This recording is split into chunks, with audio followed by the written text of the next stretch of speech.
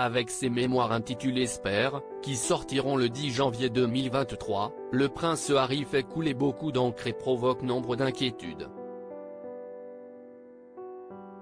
Pour la biographe Catherine Mayer, interviewée par The Guardian, l'ouvrage pourrait avoir des conséquences majeures sur la famille royale qui se mure dans le silence. Les fondations solides de la monarchie britannique n'ont pas fini de trembler.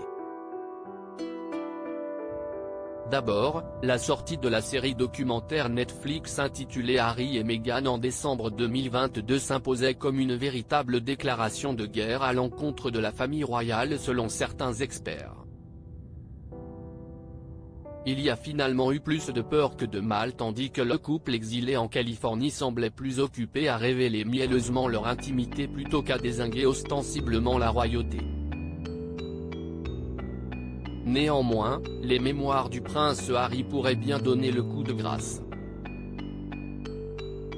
Dans son ouvrage titré Spare, dont le nom serait une référence à un enfant né essentiellement pour assurer le remplacement de l'héritier du trône, le petit-fils de la défunte souveraine semble révéler certaines vérités corrosives aux conséquences potentiellement préjudiciables pour les Windsor.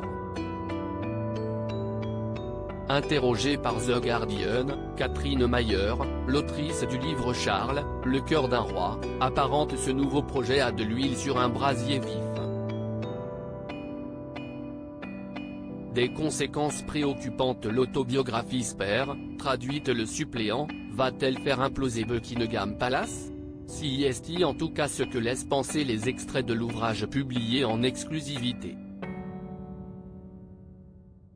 Alors qu'il abordera ses relations conflictuelles avec son frère le prince William ou bien ses rapports complexes avec son père Charles III, le mari de Meghan Markle paraît bien décidé à raconter son histoire sans concession. Aussi, face aux diverses révélations brûlantes promises dans le livre, chacun s'interroge sur le contre-coup de cette publication.